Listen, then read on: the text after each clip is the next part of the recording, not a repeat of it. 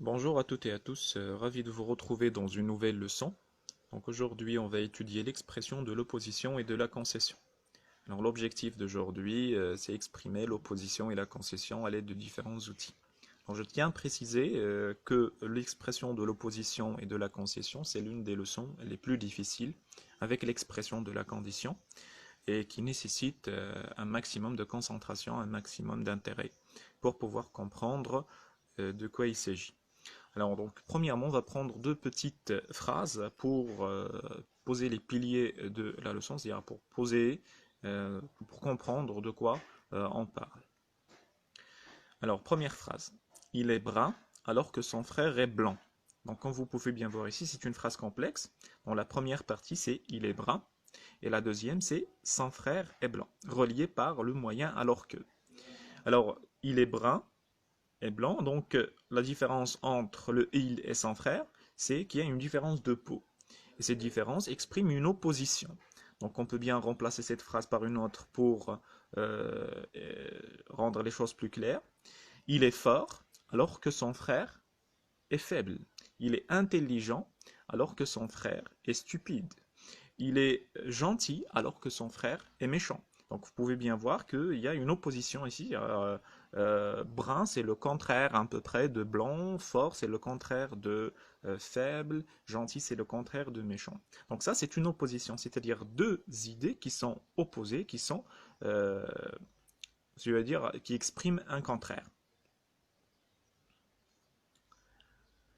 Alors, on passe maintenant à la concession. Alors, il fait beau, pourtant, je vais rester chez moi. Donc, à l'instar de la première phrase, il y a ici deux faits. Alors, une première qui est une situation, il fait très beau, et un résultat, il va rester chez moi.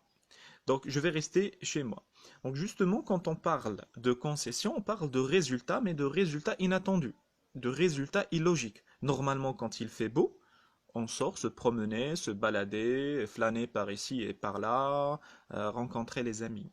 Mais même s'il fait beau, donc il fait beau, le résultat, il va rester à la maison. Donc normalement, il doit sortir quand il fait beau, le soleil. Mais là, il reste à la maison, ce qui veut dire qu'il y a une concession ici, c'est-à-dire un résultat auquel on ne s'attend pas, un résultat inattendu.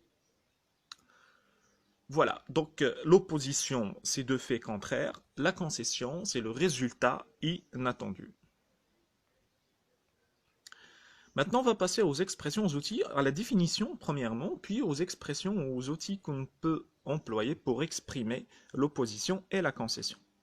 L'opposition exprime un rapport de choses opposées, qui ne peuvent coexister sans se nuire, ou de personnes qui leur opinion, leur intérêt s'opposent. Donc là, c'est ce qu'on a dit tout à l'heure. Et puis, on a les expressions, donc on peut utiliser des conjonctions de subordination, comme tandis que, alors que, exemple, je suis grande alors que mes parents sont petits, je suis grand tandis que mes parents sont petits. Conjonction de subordination. On peut utiliser aussi des adverbes, comme cependant, toutefois, pourtant, en revanche. Exemple, Jinan aime le tennis, en revanche, elle déteste le football. Bon, alors, donc, elle aime le tennis, aimer, détester, deux faits opposés exprimés par en revanche qui a un adverbe. On peut utiliser ici aussi des conjonctions de subordination, comme mais. Alors, mais c'est le moyen le plus efficace, le plus simple, qui peut nous aider à exprimer l'opposition. Aime, Amine aime le football, mais il déteste le rugby. Alors, aimer le football, contraire de détester le rugby. La concession permet d'assembler deux faits dont la relation est inattendue, contradictoire ou surprenante. Qu'on peut l'exprimer avec des adverbes, cependant, pourtant, néanmoins. Donc le résultat toujours est surprenant, contradictoire, illogique, inattendu. Il y a du soleil, je préfère cependant rester chez moi. Donc il y a du soleil, je préfère cependant rester chez moi. Quand il y a du soleil, on préfère sortir, mais moi je préfère rester à la maison. Conjonction, on peut utiliser des conjonctions comme même si et bien que. Alors là, il faut faire attention à bien que, parce que bien que exige l'emploi du subjonctif. Toujours après bien que, il y a le subjonctif. Donc même s'il y a du soleil, donc avoir ici, c'est à l'indicatif, présent de l'indicatif. Je préfère rester chez moi, bien qu'il ait, il est, donc c'est le même verbe qui est avoir, mais il est employé, il est conjugué au subjonctif. Bien qu'il ait du soleil, je préfère rester chez moi.